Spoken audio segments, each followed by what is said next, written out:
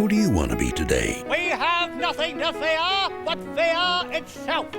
Fasten your seatbelts. It's going to be a very bumpy night.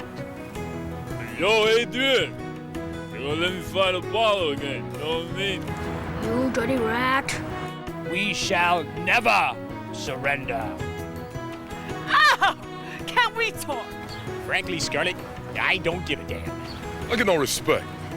Slip into the lives of some of the world's most fascinating people. Watch A&D's biography and escape the ordinary. I could have been somebody, Charlie.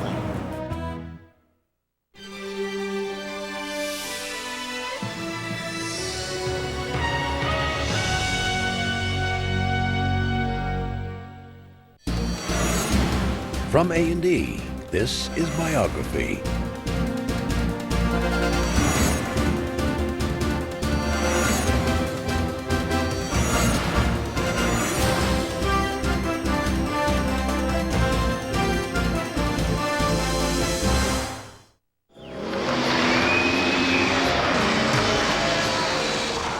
Evel Knievel hasn't broken every bone in his body, only about 35. He's also tried to break other people's bones with a baseball bat, with a club. He was part daredevil and part plain devil, famous for stunts that packed stadiums around the world, and his personal life was nearly as perilous. Today, Evel Knievel is a 60-year-old man with an 80-year-old body. One hip has been replaced with a titanium version. He's awaiting a liver transplant now, needed to save his life. Not long ago, his shows attracted millions to coliseums around the country, some who came to cheer him on, a few who wanted to be there when his luck finally ran out. He came from a tough mining town in Montana and performed stunts nobody had ever seen before. He would dare to do things that most people don't. Each one more dangerous than the other. You might say he's crazy. He was doing what he loved to do. He endured incredible injuries and suffered excruciating pain. I wanted to get on the motorcycle and go against death. But an insistence on doing things his way led to a personal and professional life checkered by violence and controversy. When you do what I do for a living, you have to be man enough to handle the circumstances. In my case, I'm man enough.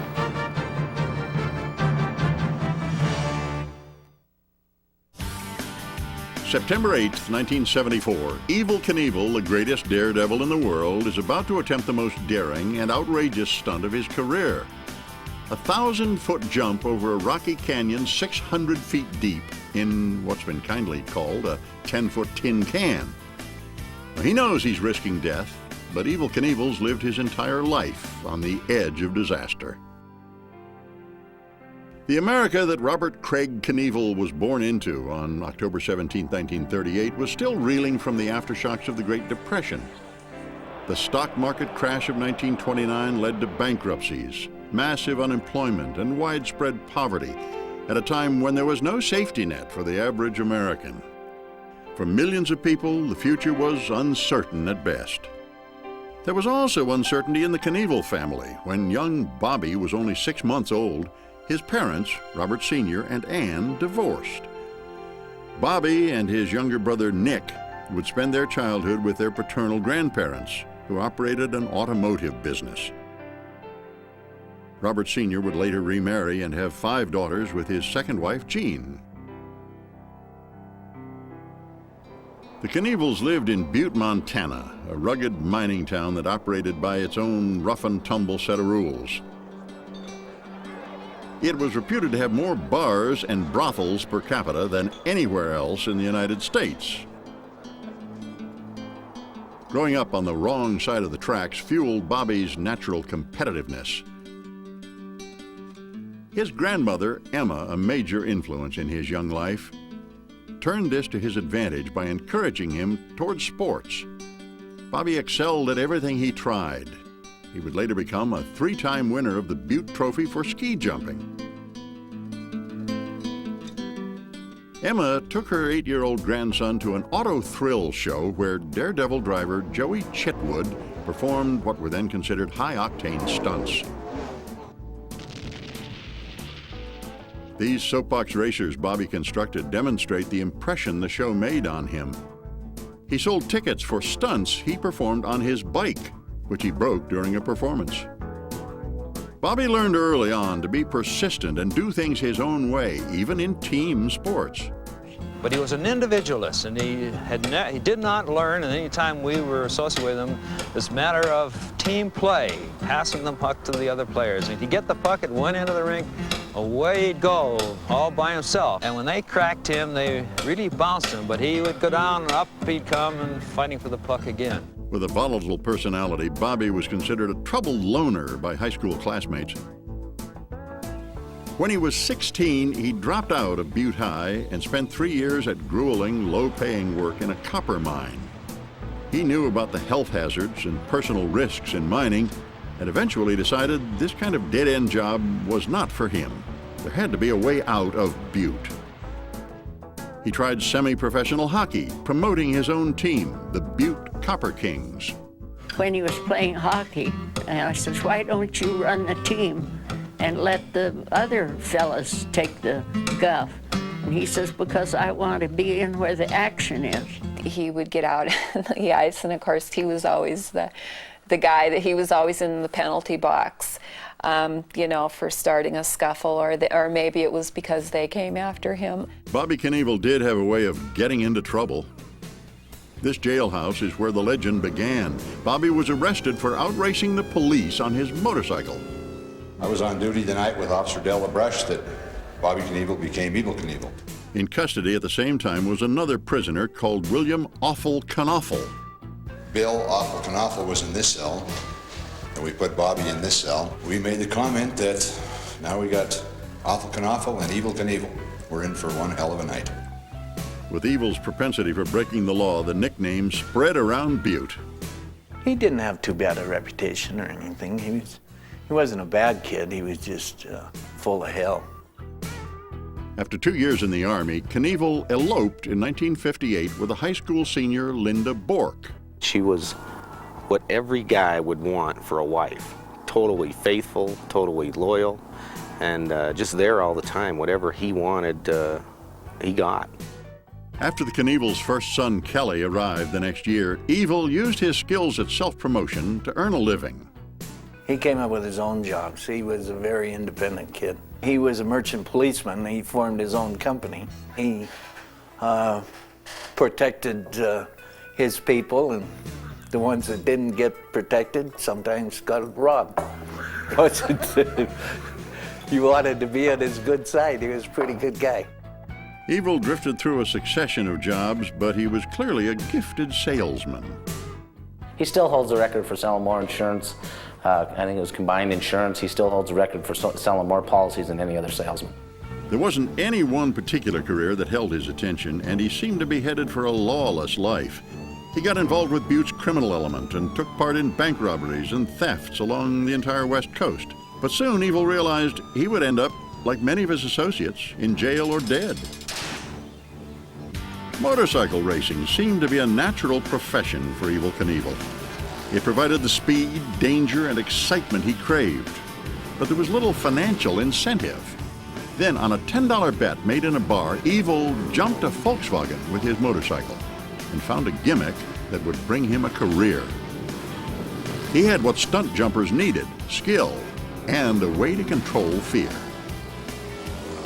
In 1965, he started his own thrill show, Evel Knievel and his Motorcycle Daredevils. He found audiences at county fairs, amusement parks, and racetracks around the country.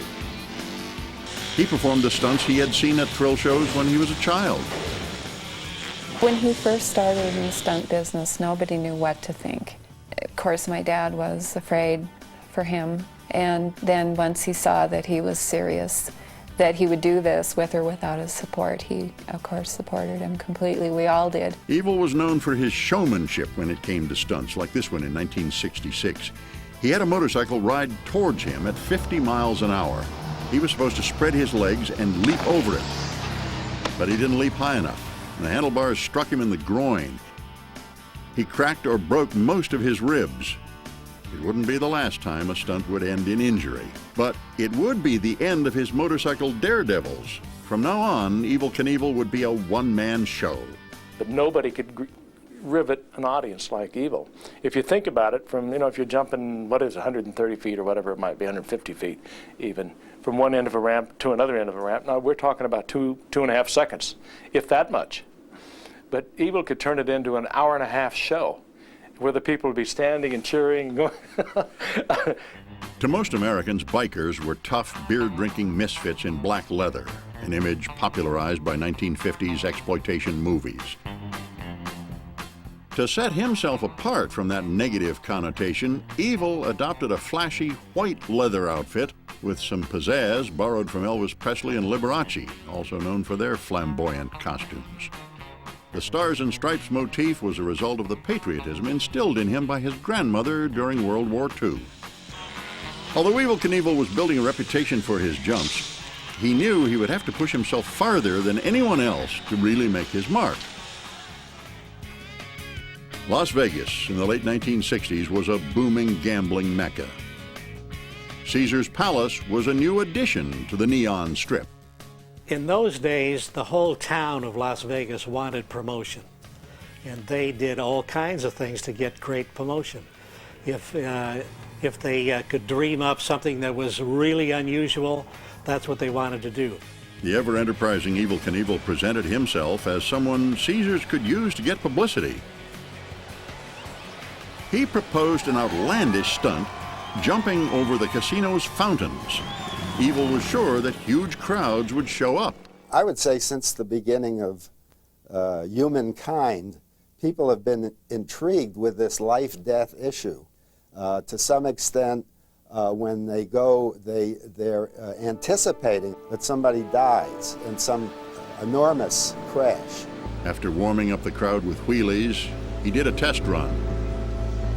He surveyed the chasm before him and focused on getting across it.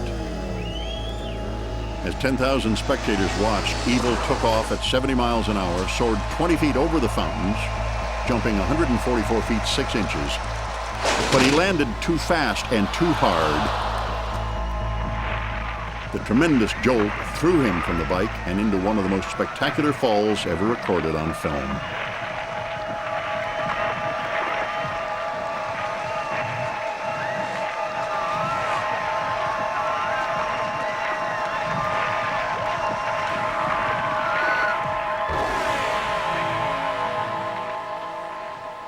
At the end of the pavement, Knievel hit a brick wall and lost consciousness. There was no way to know if he would live. On January 1st, 1968, a startled crowd witnessed Evel Knievel's catastrophic crash at Caesar's Palace.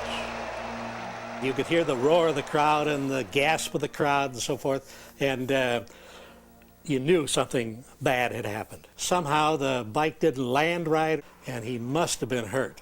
But I didn't know really how serious he was hurt. Everybody was running around like mad. They were all anxious to get up to see what was going on. They were concerned for his safety. Evel suffered massive injuries, a broken hip, pelvis, several ribs, and a concussion. Paramedics wheeled him away in a coma that would last for 29 days. When he awoke, he knew he only survived the crash because of his helmet. Evel Knievel's spectacular crash brought him onto the front page of newspapers everywhere. It's amazing how something like that will rivet the American public, and they didn't know whether to treat him as a sports person, a clown, or a daredevil, and he liked to say that he was a professional risk taker. When you do what I do for a living, you have to have a positive mental attitude. And if that positive mental attitude doesn't work when you make that jump, you have to be man enough to handle the circumstances. In my case, I'm man enough. Evel always carried a reminder of Caesar's Palace, a limp, a trademark cane, and lifelong hip problems. His endurance of excruciating pain was what separated Evel Knievel from the average man. One of the things that's unique about a person like Evel Knievel is his reaction to pain, and it is clear that he has had a lot of pain in his life, and he's not a person that you would say has a high pain threshold, but he is just able to ignore it because he can focus and he can keep his mind on his goals and objectives. Within 6 months of his near-death accident at Caesar's Palace, Knievel was back to jumping. This was difficult for his family. My doctor had to give me something to quiet me the night before he jumped because he was hurt so much. And especially his wife, Linda. It was always scary from the very beginning. His first jumps, I know I would kind of hang on to his arm, and I think I bugged him a little, you know, until he finally told me to leave him alone because it was hard enough to make the jump without somebody bugging him. So I finally kept my mouth shut and let him do what he wanted to do. And this is the only thing that's ever made him happy. My mom was, she was just totally supportive for my father throughout his whole career. I mean, he hollered and screamed a lot, and if you stopped and, you know, knew what he was going through, you could understand. Evel's sellout audiences expanded a fan base well beyond motorcycle enthusiasts to include middle-class adults and their children. Evel was as much a movie star, a big star, big personality, as any of the big movie stars, because he had great promotion, and when he showed up on a particular venue, he was there to do this big job. The public was also fascinated by the question, what made Evel Knievel do the things he did? In human history, if we look back, there have always been individuals who put their heads above the crowd in what are referred to as death-defying experiments. And it's almost like drug addicts need more and more euphoria to give them the same feeling. When they're at the apex of the death-defying act, and they're kind of in the middle, and they don't know whether they're going to live or die, that's the rush that they go back for time and time again. And of course everyone said, oh, your brother's going to kill himself, he's crazy. And then after a while it just became a normal, you know, the normal way of life. Teddy Roosevelt said one time that it's better to try and win glorious triumphs and victories, even though you're checkered by failure and fate, than to rank with those poor spirits who neither enjoy victory or defeat because they've lived in such a great twilight that they've never tried either one. Evel's glorious triumphs were very lucrative. He appeared at racetracks and parks where he received as much as $15,000 a jump. Averaging 50 jumps a year gave Evel Knievel a lot of spending money. But precious little time at home with his family. Those times were fun when my dad was home in Butte. You know, there was a lot of electricity around the town. There was a lot of excitement going on. It was different. You knew Dad was coming home when the Learjet came buzzing in. When he was at home, he taught his kids what he knew best, motorcycles. All right, now watch this. The front end bounces it up on the skid plate.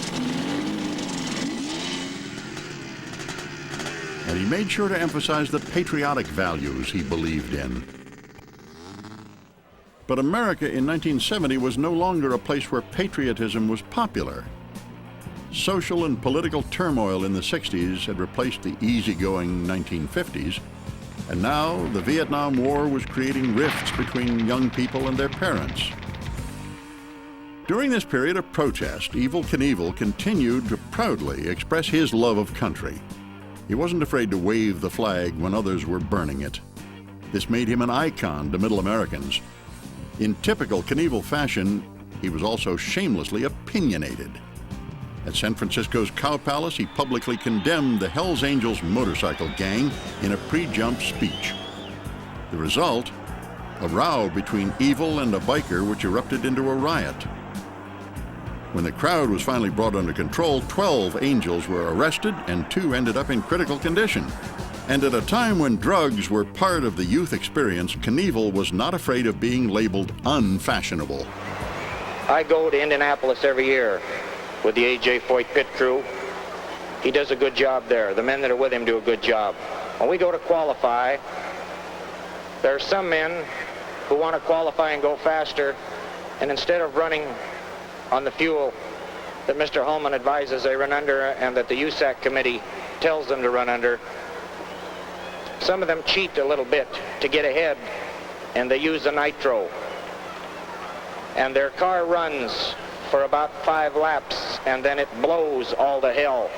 And that's what will happen to you in life. If you take narcotics, you'll run for 5 laps. and you will blow all to hell. So the decision is yours. You make it. But Evel himself was not perfect. I know Evel never used drugs. Did he drink a little? Well, he drank a lot. And he was a hard-drinking guy who didn't consider that to be a drug. And maybe at that particular time in our country, it wasn't considered a drug. We know better now. At the Houston Astrodome, exactly 3 years after he became a star stuntman, Evel Knievel drew the largest crowds ever to that arena. 90,000 fans came to see him jump over 11 cars and 2 trucks. Knievel was beginning to pay the price for his fame. Since his devastating accident in 1968, he'd undergone a dozen major operations. Doctors inserted 35 to 40 metal screws into his bones to hold them together. Understandably a bad risk, Knievel reveled in being refused insurance by 32 underwriters.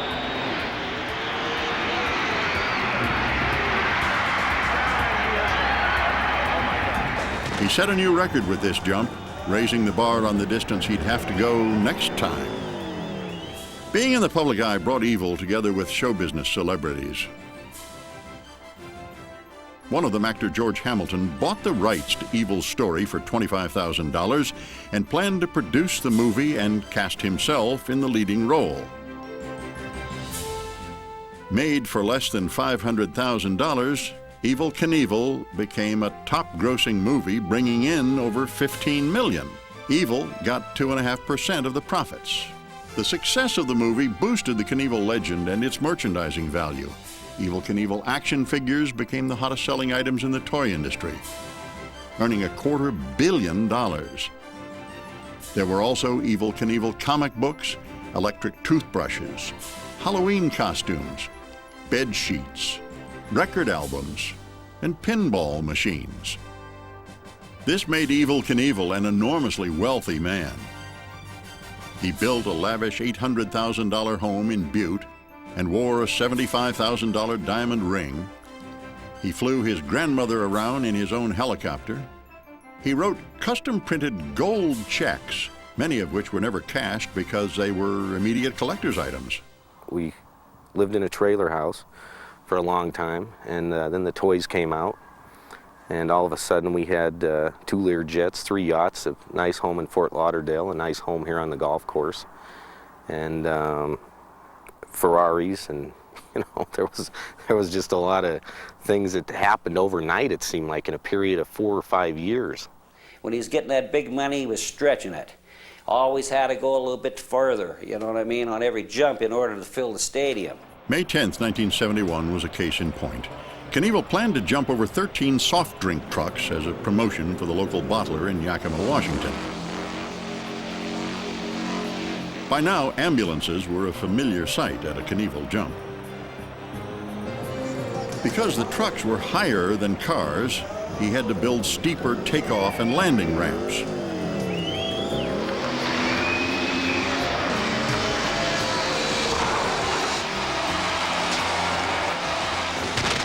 Landing was difficult. He was thrown from his bike and broke his collarbone.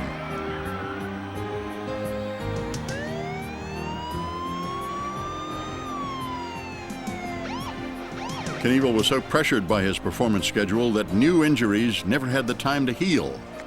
If you told him he couldn't or he wouldn't be well in 6 months, well, you know, with just in a few weeks, it was as if it never happened. And he would take his cast off early. They'd say 6 months. He'd have it on 5 weeks and it'd be off. Evel has estimated to me that he's had at least 37 different fractures, and the ones that I'm aware of are both clavicles, which is the collarbone, here and here. In addition, he fractured his right shoulder area, the right humerus bone, which is the upper arm, the right forearm, which is the radius and ulna bone, then both wrists, which are comprised of several bones, the radius and ulna ends, as well as 8 different carpal bones. In addition, he fractured his lumbar spine in 4 places, with 2 of the lower lumbar vertebrae being compressed and 2 of the upper lumbar vertebrae being compressed. The pelvis was fractured twice. He also fractured the femur 4 different times, and this was the area that resulted in him having at least 5 surgeries. In addition, he's broken both of his ankles, and the ankles are comprised of several bones, the tibia, fibula, and the talus. The summation of all these fractures is literally what one would have experienced in 5 or 10 severe auto accidents. With the stakes rising on every jump, it was inevitable that the future would not get any easier for Evel Knievel. In 1972, Evel Knievel returned to San Francisco for a jump he knew he shouldn't make. Without a long enough landing area at the Cow Palace, he would have to glide exactly between 2 cement pillars and ride out into the street. Everybody in that Cow Palace knew that there was no way he was going to make that jump. Number 1, no power. Number 2, the distance. He finally did it. Made the jump, but the tire on that bike blew. He went through these pillars, bounced off of a couple of pillars. I went down there. He's bleeding from the nose, the ears, everything. And they hauled him off to the hospital. In the hospital, I said, Eve, you knew you couldn't make it. You never had the power on the bike. You had everything against you. He says, Ferreter, what the hell do you think I was supposed to do, give them their money back? During his recovery, Evel returned to a childhood pleasure, painting. But the inveterate salesman in him couldn't resist selling some of his works for as much as $25,000. Evel Knievel was big business now. His jump at the Los Angeles Coliseum over a pyramid of 50 cars was broadcast on the ABC network. 25,000 fans waited anxiously. Then he committed himself. He had to shift gears twice before the bottom of the ramp, then once more before he launched off. Timing and skill were critical.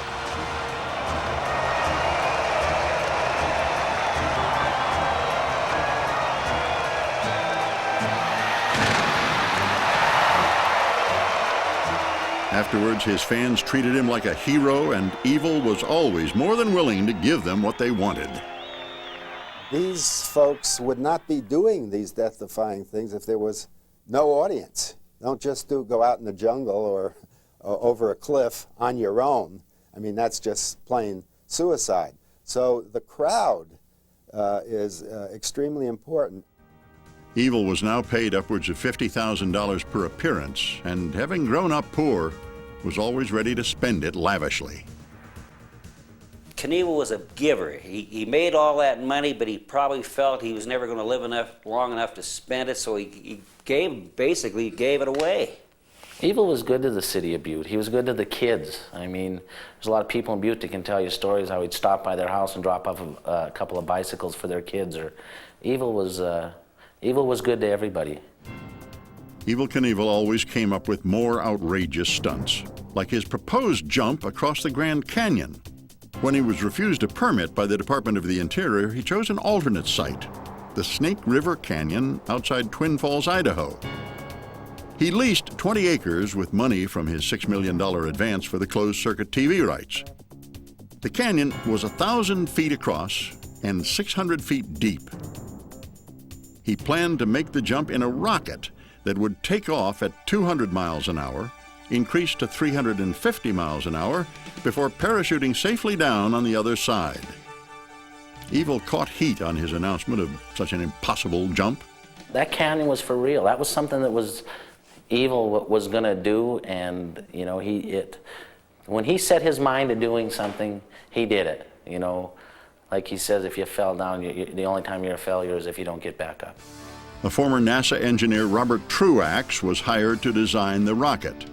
Truax supervised the production of 3 13-foot-long sky cycles, as Knievel called them, 2 X-1 test models and the X-2, which would be used in the jump. It would have wings, a windshield, a parachute, an 8-foot shock absorber lodged in the nose, and would cost $125,000. Nearly $200,000 was spent just trucking in dirt to pile up under the launch ramp. With $3 million in expenses, Knievel toured 60 cities in 15 days to promote the event. Along the way, he agreed to jump 13 Mack trucks at the Canadian National Exposition, even though it was a distance that ended in injury in Yakima, Washington. But it gave him an opportunity to fulfill a dream of performing with sons Kelly and Robbie just before the canyon jump. And I would like you to meet my sons, Kelly and Robbie. Kelly was 14, Robbie 11. Both were experienced motorcyclists. Robbie would have a career as a stunt jumper following in his father's footsteps. Evel desperately wanted to succeed at his stunt and make this a memorable evening.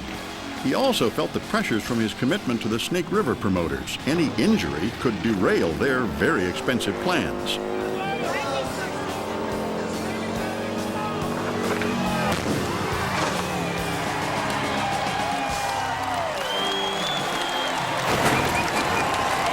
Never one to miss a promotional opportunity, he whetted the crowd's appetite for his next big stunt.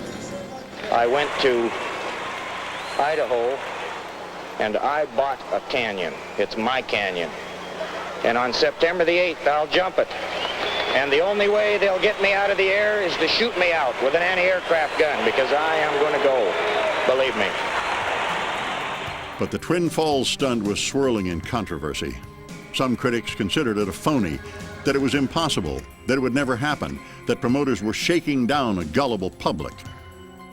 Knievel knew the odds were against him ever getting across the canyon, but with all the money riding on this event, as well as brutal criticism from the press, there was no turning back. The pressure on Evel Knievel before the Snake River jump was incredible.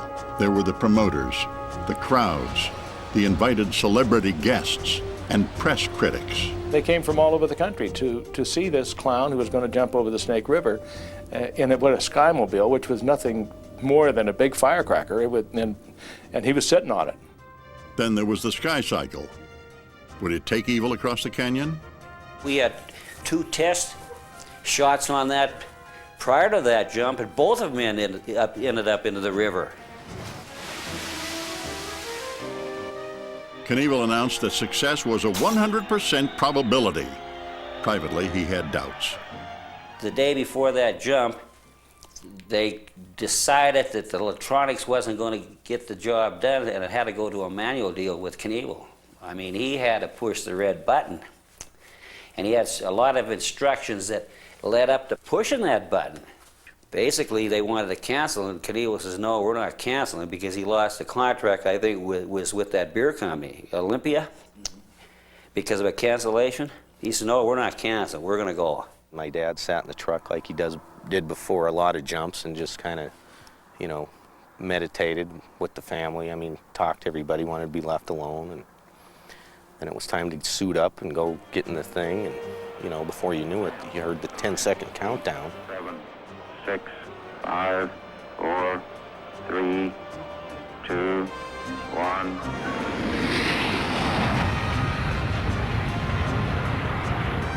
In the blink of an eye, Evel's parachute deployed, aborting the flight. Okay, Evel, stay with the bird, stay with the bird. It looks like you're going to go into the canyon. It's going to crash. I was in shock when that parachute opened. I'd blacked out. And then when the parachute opened, I had a red out where all the blood came out of my ears and my nose and my eyes and my mouth. And I thought certainly I would drown. I mean, I was going right down in the middle of the river. It's going to crash, obviously, into the river. It is okay, though. She's coming down about 17 feet per second. Slowly going down. Because the wind got him in close to the bank into shallower water, but if he hadn't got into that shallow water, there would have been no way he would have survived that. Just cleared the rocks, thank God. It looks like he is in the water. You see your dad take off, you're 12 years old. You seen him, every time he jumps, you thought he was going to die for one thing, but that deal was so spooky, I thought he was dead. The whole family did. 4 hours later, the bruised and cut daredevil announced to a press conference that he did not consider himself beaten. He declared, "I gave it my best." Some critics continued to claim the parachute opened because Knievel had no intention of completing the jump. He was blunt about the criticism. Well, why would anybody with any brains would not think I wanted to rocket all the way across the canyon is just crazy. I mean, I wanted to make it. I didn't want to go in the river, hit the rocks. 7 years I waited to do that. I hope that no one has to see the look in their wife's eyes or their children's eyes like I saw the night I held them in my bed at my home and prayed with them, that I would be all right. Once the pressure of Snake River was off, Evel returned home to spend some time in Butte. He also did some golfing in Florida. But the vacation was soon over. Knievel was next scheduled to jump 13 double-decker buses at Wembley Stadium in London. But there was a bigger obstacle to overcome. The English had never heard of this clown that fell into the Snake River, but he just assumed that, like America, they would all know who he was.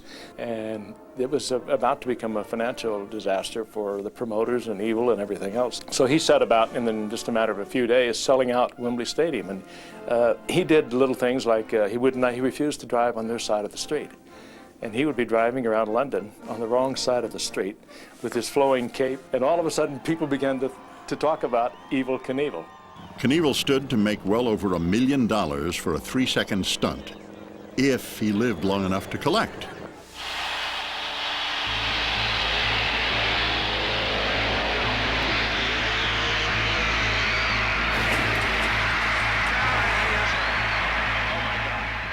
I just dropped the microphone, forgot to telecast, and to help get the bike off him. And I knew he was hurt because I could see a bone sticking out of his hand, and I could see blood coming out of his mouth. I leaned over if there's something I could do for him, and he heard the Frank. And I thought, oh my God, dying words or something coming from me. And I leaned over very close to him. And this is with 100,000 people all around us. And I said, what is it, Evel? What is it? And he said, get that broad out of my room. I almost died. Knievel insisted on walking to the microphone, even though his pelvis was broken in half. Let me get off the ramp. Please help me walk off the ramp. Frank, take me off. I got you, buddy. Whatever you want. You got it. The stadium rise into that man of the best that you will all do. Let's hear it all around the stadium. Then Evel had a surprise announcement to make. Ladies and gentlemen of this wonderful country, I've got to tell you that you are the last people in the world who will ever see me jump, because I will never, ever, ever jump again. I'm through. He canceled a European tour which would have brought him $25 million. For the first time in his life, Evel Knievel just couldn't do it. Evel Knievel announced his retirement after the devastating crash in London because he realized his fans would expect ever more dangerous stunts. After Evel got back after the Wembley crash, I think that was a turning point in Evel's career. I think he was looking at other things at that time. But after his recovery, he had a change of heart and decided to break one last record. This time it was 14 Greyhound buses at Kings Island, Ohio.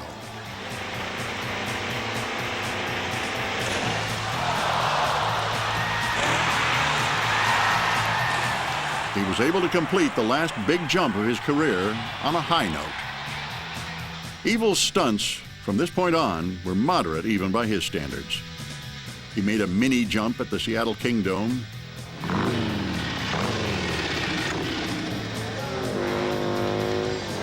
By now, just 7 buses was a daunting distance, and Knievel threw out his shoulder. Disproving psychologists who insisted he had a death wish, Evel Knievel lay down his gladiator's sword. But that didn't mean he was out of the limelight. Evel starred in a big-budget Warner Brothers movie combining his real-life experiences with a fictional story. He was joined by co-stars Gene Kelly, Lauren Hutton, Leslie Nielsen, and Frank Gifford. Evel recreated his Wembley accident and performed new stunts for the cameras. But to audiences, the magic was no longer there. Viva Knievel was a box office disaster. In Butte, Evel was still a hero. He hit the big time by breaking all the rules. But the no-holds-barred attitude that got him out of Butte now got him into trouble. A former Snake River promoter, Sheldon Saltman, wrote an unflattering biography of Evel, which accused him of drug use and anti-Semitism. Evel responded with physical force.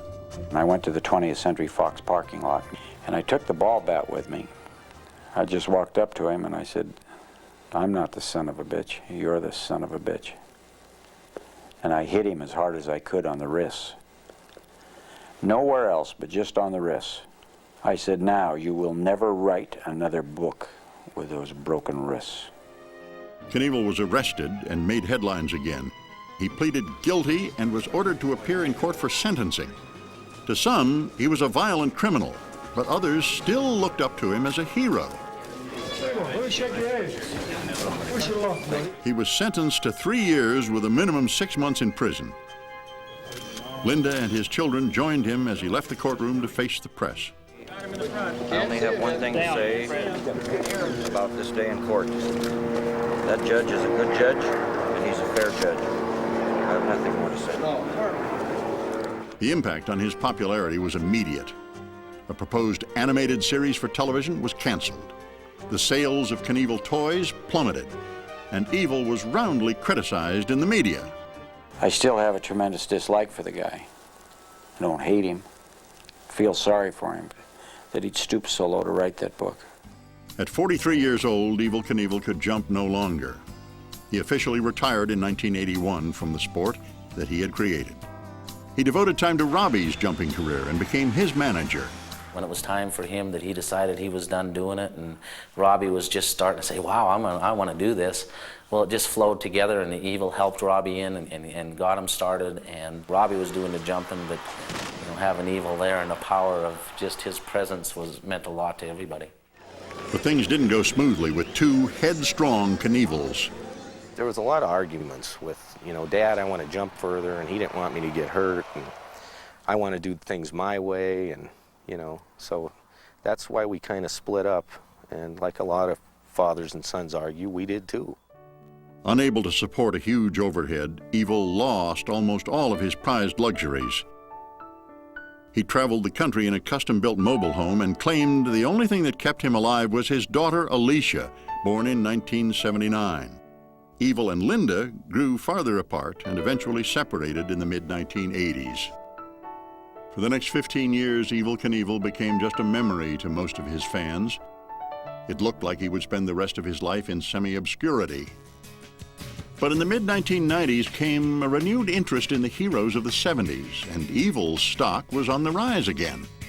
He was back in the merchandising business, selling the rights to his name for stunt bikes, a $26,000 limited edition motorcycle, and premium cigars, which sold for $280 a box. He met Crystal Kennedy, a golf pro who became his full-time companion when he was 52 and she was 19. Evel's divorce from Linda became final in 1996. But decades of hard living were catching up with Evel as he neared his 60th birthday. I went through a horrible time for 6 or 7 years, just horrible. And I'm paying for it now because my liver is in tough shape because of the whiskey and the beer that I drank. I have been diagnosed with hepatitis C because of the transfusions I've had. There's no cure for it. And I've acquired staph infection through the years because of the operations I've had in hospitals. You get it off of a hospital floor, and it's deadly. It just seems like one battle after another every day. The after effects of so many terrible injuries took their toll as well. These are Evel Knievel's x-rays, and they show the residuals of his multiple injuries. He had arthritis that had been present for many years from several fractures, 2 in his pelvis, 4 in his femur, and the arthritis had just progressed to the point he just literally could not walk anymore. He needed surgery to fix it. In early 1998, he underwent a hip replacement, but nothing could stop him from getting back in the saddle. The American Daredevil, put your hands together, Evel Knievel. He appeared on a network television show, Daredevils Live, in February 1998, just 6 weeks after hip surgery. He was warmly greeted by the Las Vegas crowd, a few miles away from Caesar's Palace, where he launched his career 30 years earlier. Whatever drove me to do what I did. And I realized after seeing what I've been through, the horrible things I went through, I wonder why I'm still alive. I should be gone. I should be dead. He was an individual who did these crazy things at a time when people admired crazies, I think. Those kind of guys, they don't come around too often. That's why they call him the last of the gladiators. Evil was bigger than life. An unforgettable man. I had an encounter with Evel Knievel back in 1974. He was getting ready for the Snake River Canyon jump. One of our cameramen offended him by smiling at the wrong time during an interview. Knievel leaped off the platform and began beating him with a gold-headed cane. He had to be pulled off. Last year, out of the blue, I received a letter from Knievel. He apologized for his boorish behavior of 20 years earlier. I had the feeling he was trying to right some old wrongs. He is waiting for a new liver now.